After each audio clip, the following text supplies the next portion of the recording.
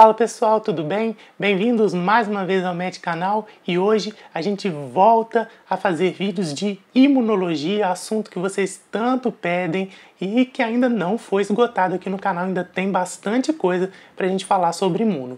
No vídeo de hoje a gente vai falar de um assunto importantíssimo que é uma aplicação direta da imunologia, que são os transplantes. Fica comigo que depois da vinheta a gente conversa mais sobre eles.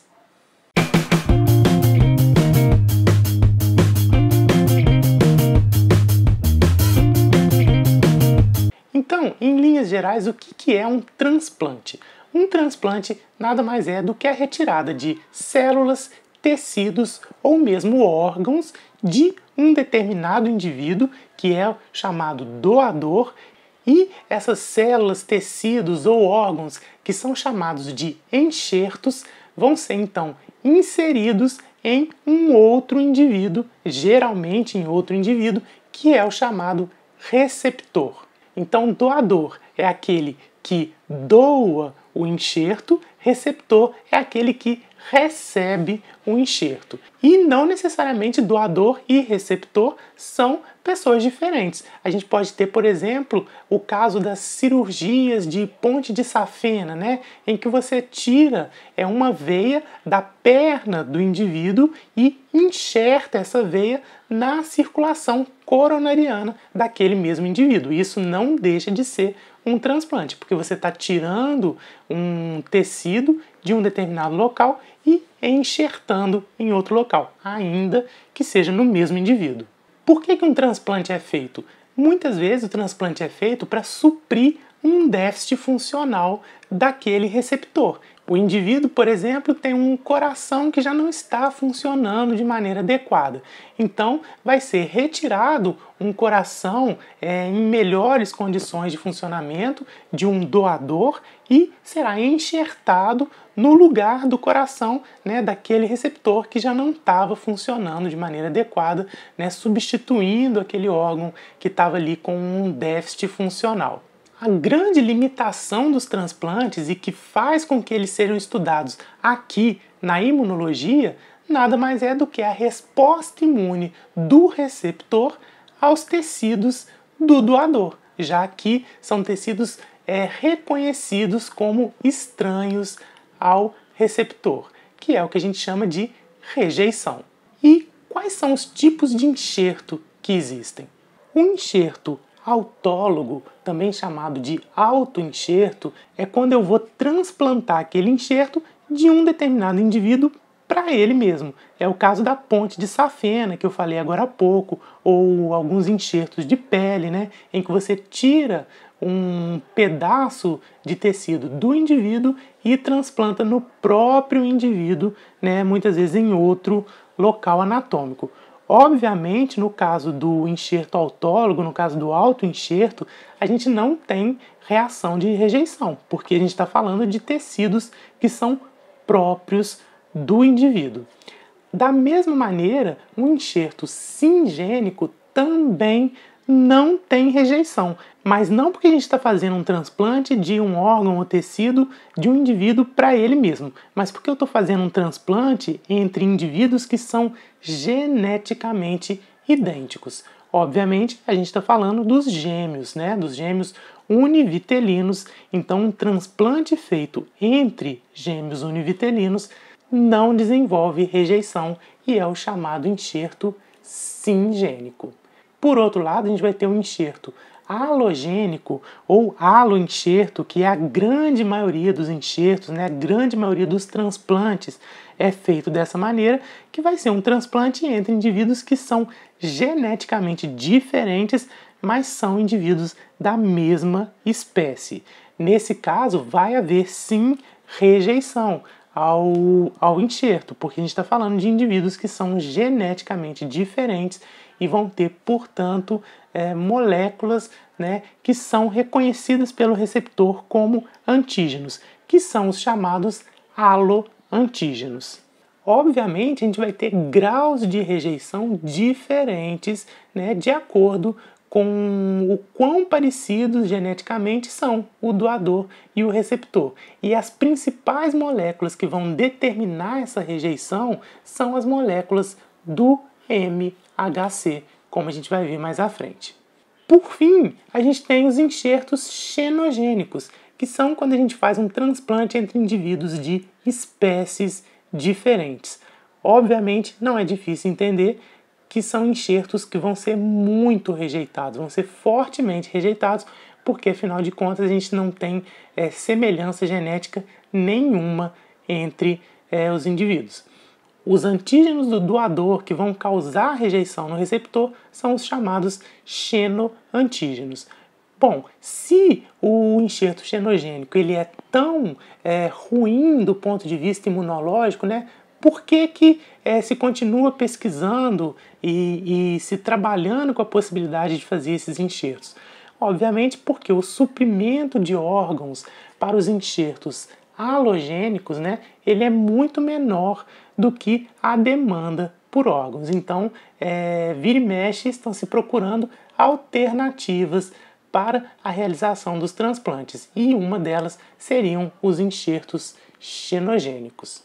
Então, como eu disse, o grande problema dos transplantes vai ser justamente a rejeição do sistema imune do receptor, né, aos antígenos do doador, né, que são reconhecidos como estranhos. E aí, quanto mais parecidos forem doador e receptor, menor vai ser essa rejeição, menor vai ser essa ação do sistema imune. Como consequência, mais tempo aquele enxerto vai durar, porque ele vai estar sendo menos atacado pelo sistema imune do receptor. Por isso que quando se vai fazer um transplante, se busca o maior grau de equivalência genética entre doador e receptor, de forma a minimizar essa rejeição. A forma artificial, né, de se driblar a rejeição é imunossuprimindo o receptor, ou seja, você diminui a ação do sistema imune daquele receptor de forma que ele não vai atacar de forma tão incisiva, né, aquele órgão que tem antígenos do doador. O grande problema da imunossupressão é que aquele indivíduo vai ficar muito mais susceptível não só a infecções, mas também a tumores. Bom, como eles são os principais enxertos utilizados, como a grande maioria dos transplantes são feitos com os haloenxertos, né, são os enxertos halogênicos, a gente vai durante a maior parte desse vídeo, a partir de agora, falar sobre os enxertos halogênicos, aquele que é feito entre indivíduos diferentes, porém da mesma espécie. E aí o que acontece é que o sistema imune do receptor ele consegue reconhecer as células do doador como estranhas e montar uma resposta imune contra elas. Isso porque as células do doador não necessariamente vão ter somente moléculas que sejam idênticas às do receptor, né, na sua membrana ali, gerando resposta imune. E as principais moléculas que vão gerar rejeição são as moléculas do MHC, do complexo de histocompatibilidade. Quando a gente falou de MHC, a gente falou que o MHC ele é sintetizado a partir de genes polimórficos, o que quer dizer que existe uma grande variabilidade entre as moléculas do MHC na população. Isso é bom, gera uma vantagem evolutiva para a espécie humana. Por outro lado, acaba gerando uma rejeição quando a gente tem moléculas do MHC diferentes no doador e no receptor. E aí é óbvio a gente pensar que quanto mais parecidas forem as moléculas do MHC do doador e do receptor, menor vai ser a rejeição e maior vai ser o tempo de vida útil daquele enxerto. Então, para vocês entenderem essa história do MHC, vamos pensar essa experiência aqui que está lá no livro do Abas. A gente tem então esse primeiro ratinho aqui que tem o MHC do tipo A. Esse ratinho ele vai doar um enxerto de pele para um outro ratinho que também é da mesma linhagem A, que ele também tem MHC do tipo A. Nesse caso, a gente não vai ter rejeição, Porque, inclusive, a gente nem está falando de um enxerto halogênico, né? A gente está falando aqui de um enxerto singênico, né? Porque a gente está falando de indivíduos que são geneticamente idênticos. Então, como o ratinho receptor ele possui o MHC do tipo A, na hora que ele recebe o mesmo MHC do tipo A do doador, ele não vai rejeitar, porque ele já conhece aquele tipo de MHC. Agora, olha o que acontece nesse segundo caso aqui, quando a gente tem um ratinho doador que agora possui um MHC do tipo B. E ele vai doar esse enxerto de pele para um outro ratinho que é o mesmo ratinho aqui da primeira experiência, um ratinho da linhagem A, que tem o MHC do tipo A. Agora, esse segundo ratinho receptor, ele não tem o MHC do tipo B, ele não conhece esse MHC do tipo B. E, portanto, quando ele recebe o enxerto de pele do ratinho da linhagem B com o MHC do tipo B, ele vai rejeitar esse enxerto inteiramente. Para ficar ainda mais claro, vamos ver essa terceira experiência aqui, em que um ratinho da linhagem B vai doar o enxerto de pele para um outro ratinho, um ratinho que é de uma linhagem AB, ou seja, ele tem tanto MHC do tipo A quanto MHC do tipo B. E aí ele vai receber o MHC do tipo B do doador. Como ele possui esse MHC do tipo B, ele conhece esse MHC do tipo B, embora ele seja geneticamente diferente do ratinho doador, ele não vai rejeitar o MHC do doador, ele não vai rejeitar o enxerto do doador. Por fim, se a gente tem aqui um ratinho híbrido, né, um ratinho que tem o MHC A e B, da linhagem AB, e ele está doando o enxerto de pele para um receptor que é da linhagem A. Esse ratinho receptor, ele não vai rejeitar o MHC do tipo A do doador, mas ele vai sim rejeitar o MHC do tipo B do doador. E aí a gente vai ter sim uma rejeição. Porém, essa rejeição ela será menos intensa, ela será mais demorada até do que essa primeira rejeição aqui. Porque aqui eu tenho uma rejeição total, né, ao MHC do doador, sendo que aqui essa rejeição é apenas parcial, porque pelo menos parte das moléculas do MHC do doador aquele ratinho receptor conhece. E aí é importante a gente fazer a observação que se o receptor ele recebe um enxerto que tem um MHC diferente, ele vai rejeitar aquele MHC. E se ele receber uma segunda doação daquele mesmo doador com MHC diferente, ele vai rejeitar ainda mais fortemente aquele MHC, porque ele já vai ter uma memória imunológica contra aqueles antígenos. Então a gente já falou que o grande problema nos transplantes ele está na rejeição, e essa rejeição é mais especificamente ao MHC do doador. E você que já assistiu o nosso vídeo de MHC e apresentação de antígenos, você deve se lembrar que o MHC ele está presente em todas as células nucleadas, né, do organismo. Isso o MHC do tipo 1. E além disso, a gente tem também o MHC do tipo 2, que está presente nas células apresentadoras de antígeno. E o reconhecimento desse MHC do doador a partir do sistema imune do receptor se dá através das células T. E esse reconhecimento ele pode acontecer de duas formas, por uma apresentação direta ou por uma apresentação indireta. A apresentação será direta quando o MHC halogênico ele for apresentado intacto ao receptor da célula T, né, do receptor. Então, o que acontece? A gente tem uma APC, uma célula apresentadora de antígeno, que pode ser uma célula dendrítica, pode ser um macrófago, que é uma APC do doador. É uma APC que vem junto do tecido do doador para o receptor. E aí, essa APC ela vai estar naturalmente com um MHC halogênico na sua membrana, apresentando um antígeno que é um antígeno próprio daquele doador. Vocês lembram mais uma vez do vídeo de MHC que o MHC está o tempo todo apresentando antígenos, mesmo que sejam antígenos próprios. Esse MHC do doador, né, que está apresentando ali um antígeno, ele é um MHC estranho ao receptor.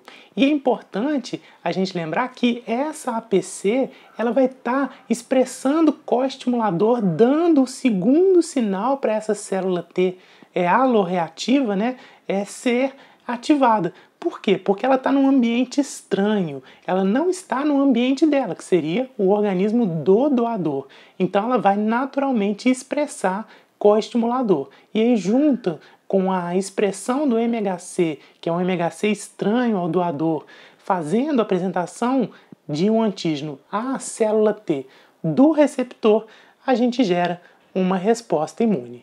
Se você é uma pessoa observadora e se você prestou atenção no nosso vídeo de MHC e apresentação de antígenos, você deve se lembrar que uma das características que eu falei naquele vídeo sobre o MHC é que o TCR, o receptor da célula T, ele é restrito ao MHC próprio, ou seja, ele só reconhece uma apresentação de antígenos feita por um MHC que é do próprio indivíduo. E aí você deve estar se perguntando, mas você acabou de falar que eu tenho um MHC do doador apresentando um antígeno para a célula T do receptor. Não era para isso acontecer. O receptor da célula T do receptor, ele devia olhar para aquele MHC, que é um MHC estranho, né, que não é um MHC próprio, e falar, opa, esse MHC não é meu, eu não posso aceitar uma apresentação de antígeno desse MHC. Pois é, você está certo, mas existem algumas hipóteses que vão tentar explicar por que, apesar disso, esse MHC estranho consegue apresentar um antígeno para uma célula T do receptor. Então, apenas lembrando o que acontece numa situação normal de uma apresentação dentro de um indivíduo, né? A gente tem aqui o MHC próprio, representado em verde, e um receptor de célula T. Esse MHC está apresentando esse peptídeo estranho, que é realmente estranho, né, ao receptor da célula T. E aí o que acontece é que você vai notar que esse peptídeo ele tem um encaixe no MHC e ele tem um encaixe no receptor da célula T.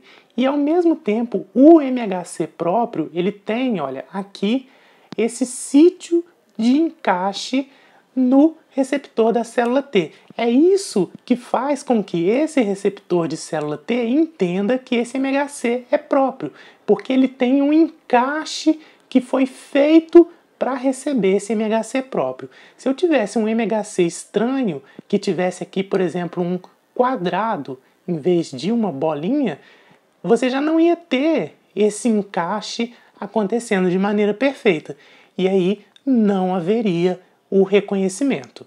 O que acontece é que moléculas do MHC halogênico, né, moléculas do MHC do doador, elas podem, quando estão com um peptídeo, né, ligado a elas, apresentando esse peptídeo, elas podem imitar o determinante formado por uma molécula do MHC próprio e o peptídeo estranho. E isso pode acontecer de duas formas. Pode acontecer, então, de sítios do MHC halogênico acabarem se encaixando no local de reconhecimento de antígeno no TCR, fazendo um encaixe perfeito. É o que está acontecendo aqui. Olha, eu tenho um sítio de encaixe do MHC halogênico se encaixando num local de encaixe de antígeno na TCR. E aí, no final das contas, esse encaixe acaba se dando de forma perfeita. Você pode ver que todos os sítios de encaixe da TCR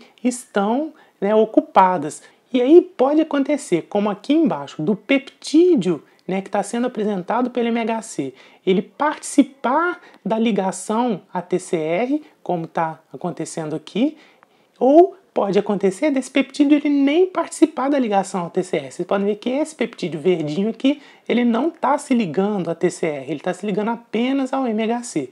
Ele está ali apenas estabilizando a molécula do MHC, porque o MHC nunca pode ser expresso na membrana sem um antígeno sendo apresentado, mesmo que seja um antígeno próprio. Nos dois casos, o que é importante a gente ver é que há um encaixe perfeito, tanto nesse caso aqui quanto nesse caso aqui. O TCR entende que aquele MHC que está apresentando é próprio, né? E por isso mesmo ele recebe aquilo como um sinal para montar uma resposta. E é importante a gente lembrar, como eu já falei nesse vídeo, que o MHC, quando ele está expresso na membrana de uma célula, ele sempre está apresentando um antígeno. E até na maioria das vezes esse antígeno é um antígeno próprio. Então, nesse caso da apresentação direta, eu vou ter uma APC que é do doador e na maioria das vezes ele vai estar apresentando um peptídeo que é próprio do doador. E aí, como essa interação entre MHC peptídeo e a TCR do receptor acabam gerando, meio que por coincidência, um encaixe perfeito, vai haver a ativação daquela célula T e a montagem de uma resposta. E como essa APC ela é uma APC do doador, que ela já vem do doador junto, né, com o tecido a ser enxertado, ela já vem pronta, já vem a célula e o antígeno que ela está apresentando já vem junto com o tecido do doador. E como isso já vem pronto do doador, é por isso que a gente chama de uma apresentação direta. E vocês vão ver que é bem diferente da apresentação indireta que eu mostro para você agora. Na apresentação indireta, eu tenho o MHC halogênico processado e apresentado como um antígeno comum por uma APC do receptor. É uma resposta bem parecida àquela que a gente já tem visto o tempo todo nas aulas de imuno. Então aqui a gente tem o tecido que foi enxertado e aí esse tecido, como qualquer célula nucleada, ele está expressando um MHC halogênico.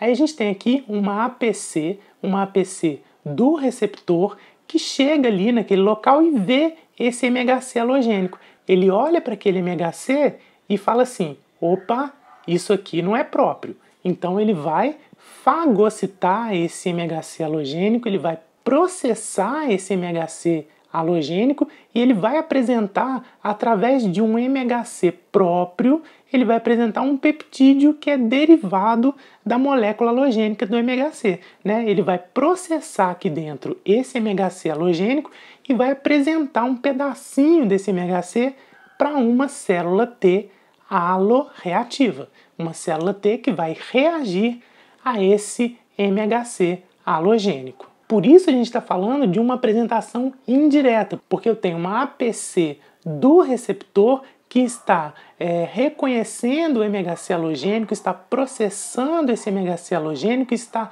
apresentando esse MHC halogênico através do MHC próprio. Então é uma resposta que não é uma resposta direta, que já vem pronta, né, do doador. E aí, além do MHC, eu posso ter outros antígenos presentes ali no enxerto, no haloenxerto, que podem ser reconhecidos como estranhos, né, pelas APCs próprias e sofrerem uma apresentação indireta. Porém, o mais comum é que isso aconteça com o MHC.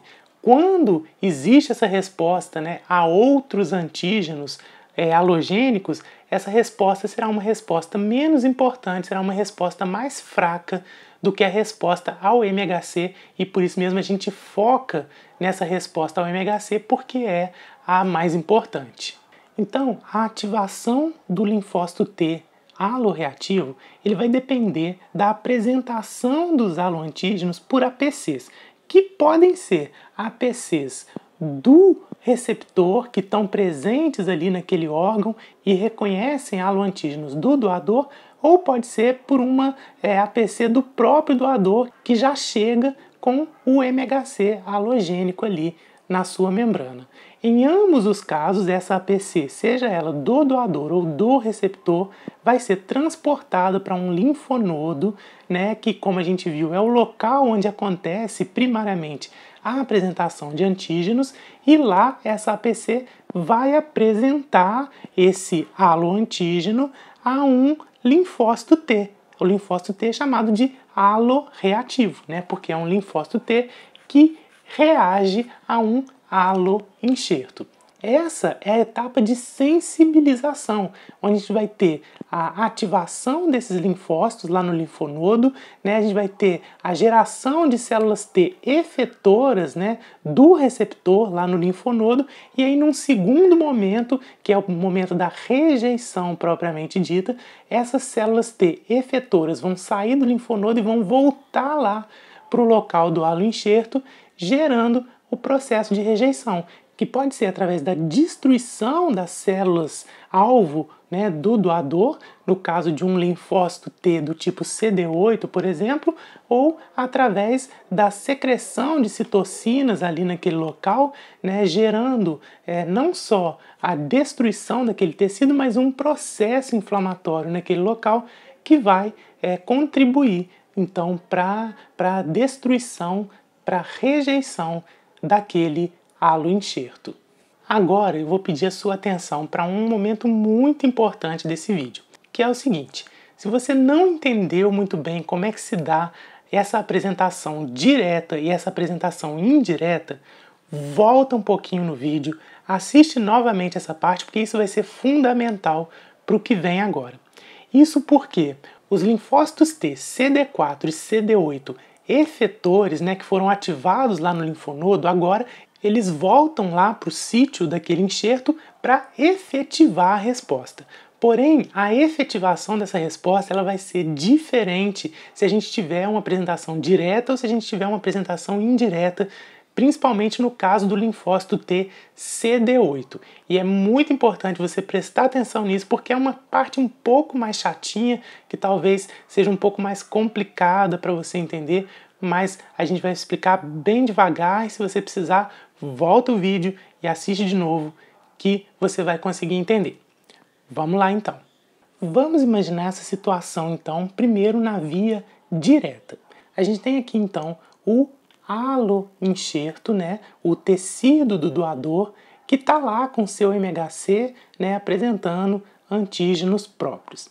E a gente tem uma APC que é do doador também, que veio junto com o tecido do doador e está representado aqui de azulzinho para a gente entender que é o mesmo, né, a mesma origem, né, que são ambas células do doador.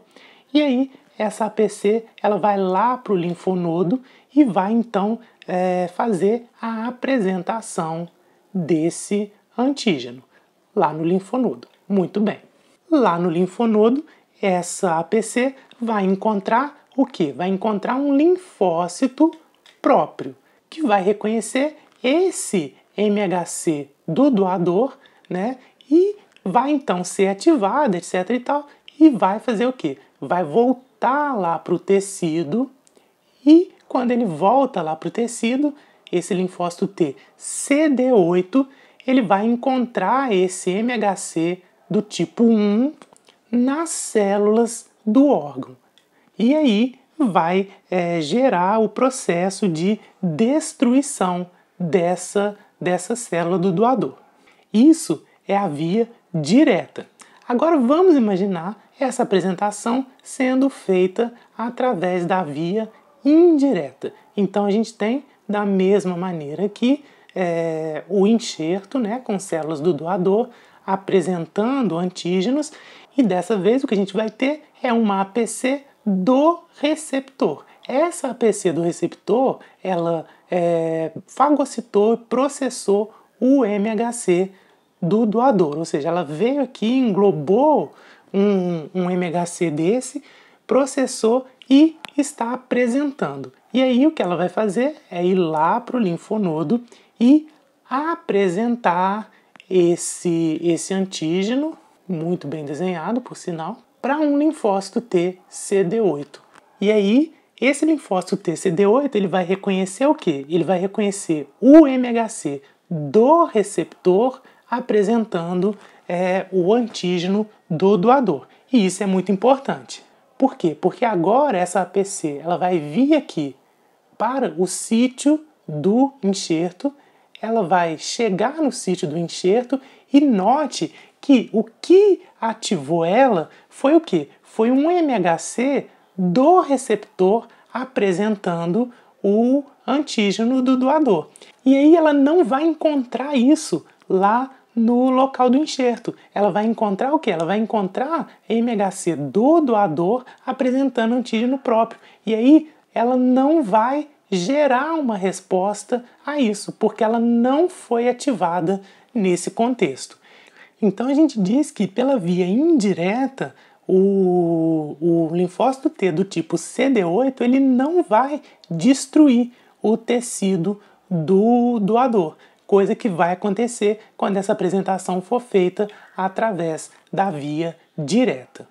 E é importante a gente pensar que nesse caso aqui, esse linfócito ele pode até encontrar células dendríticas próprias, como essa daqui, que estejam apresentando, né, antígenos do doador. E pode até destruir essas APCs, né, essas dendríticas que estão ali apresentando o haloantígeno. Mas esse linfócito não vai destruir o órgão recebido. Agora, se a gente pensar no linfócito T do tipo CD4, a gente tem que lembrar que quando o linfócito CD4 ativado ele volta ali para o tecido, o que ele procura? Ele procura MHC de classe 2 e por isso ele não mexe com as células do tecido, porque essas células do tecido elas expressam somente MHC de classe 1. Por isso, seja na via direta, seja na via indireta, o que vai acontecer é que esse linfócito TCD4 ele vai gerar uma reação inflamatória ali no local, que é o que vai provocar problemas ao tecido enxertado. Um pouco complicadinho, né? Mas eu tenho certeza que se você assistir esse vídeo com bastante atenção, você vai conseguir entender a diferença entre a apresentação pela via direta e pela via indireta, principalmente no caso do linfócito T do tipo CD8, que é onde existe essa diferença entre a via direta e a via indireta. Dito isso, a gente já caminha quase para o final do vídeo, onde a gente vai falar efetivamente sobre os mecanismos efetores de rejeição, que são classificados de acordo com as características histopatológicas da rejeição e da evolução temporal. Então a gente pode falar numa rejeição hiperaguda, aguda ou crônica. A rejeição hiperaguda é aquela que acontece minutos ou no máximo dias após o transplante. Ela vai ser caracterizada pela oclusão trombótica dos vasos sanguíneos do enxerto, que vai acontecer minutos ou horas após o transplante. Então o que a gente tem é anticorpos pré-existentes do receptor, né, que se ligam aos antígenos endoteliais do doador. Então, o receptor ele vai receber o enxerto, mas ele já tinha anticorpos pré-formados contra antígenos do enxerto. E o principal deles seriam anticorpos contra antígenos do sistema ABO, porque o sistema ABO, aquele que determina o nosso tipo sanguíneo, ele também é expresso nas células do endotélio. Então, uma pessoa que já tenha recebido uma transfusão sanguínea, por exemplo, né, que de alguma forma tenha sido sensibilizada contra antígenos do sistema ABO, ela pode já ter anticorpos pré-formados contra aqueles antígenos. E aí esses anticorpos eles vão se ligar, né, principalmente ali no endotélio do vaso enxertado e vão começar uma reação inflamatória ali naquele vaso sanguíneo que está alimentando o órgão que foi enxertado. A gente vai ter uma ligação antígeno-anticorpo, a gente vai ter ativação do sistema do complemento, gerando ali um processo inflamatório.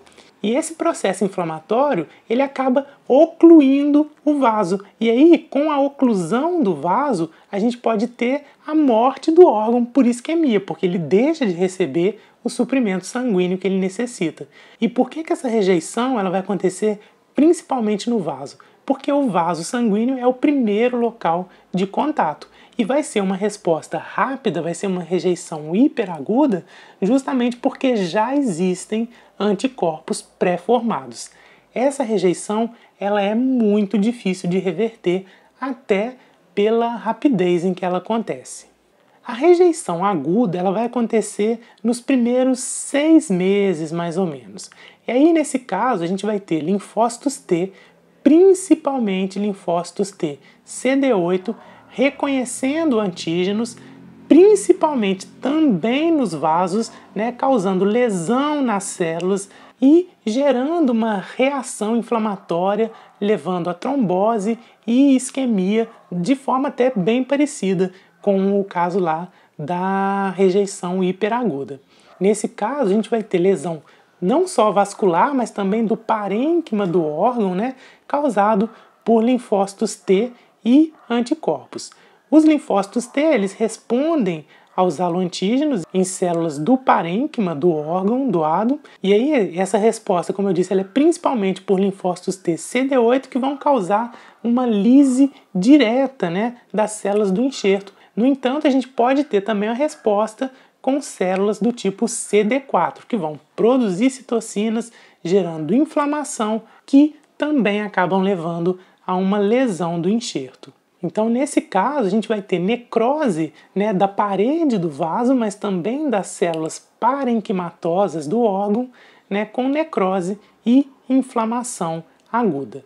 Por fim, a gente tem a rejeição crônica, que vai acontecer de 6 até 12 meses e para além disso, né, após o transplante, onde a gente vai ter uma intensa produção de citocinas, né, por parte de macrófagos. Como a gente vai estar tendo ali um processo inflamatório crônico, isso acaba gerando uma proliferação de células musculares lisas, né, dos vasos que estão nutrindo aquele órgão, levando, em última instância, também a uma oclusão arterial. Então, nessa rejeição crônica, a gente vai ter ativação principalmente de células T do tipo CD4, que pode ser pela via direta ou pela via indireta, e a gente vai ter a ativação de macrófagos que vão produzir citocinas, e essas citocinas, além de gerar uma reação inflamatória, vão agir sobre a musculatura lisa, fazendo com que ela se expanda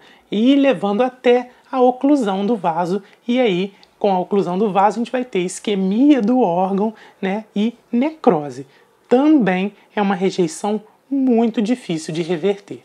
E aí, como eu disse, a forma mais eficaz da gente prevenir, né, essa rejeição é através da imunossupressão, principalmente impedindo, né, a ativação de linfócitos T, que a gente viu, né, são os grandes responsáveis pela resposta da rejeição. Porém, o grande problema, como a gente falou também mais no começo do vídeo, é que quando o indivíduo ele está imunossuprimido, ele perde parte de sua proteção natural conferida pelo sistema imune. E ele vai ficar muito mais susceptível não só a infecções, mas também a tumores, né, ao câncer, uma vez que o sistema imune ele é grandemente responsável, né, por uma vigilância constante do corpo em busca de células alteradas que podem acabar se transformando em um câncer.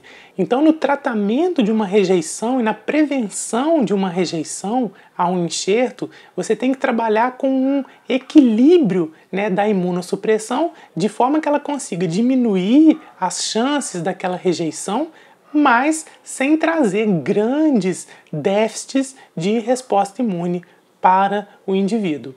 E por isso mesmo é importante a gente dizer que nunca você vai ter uma imunossupressão plena que elimine completamente as chances de rejeição.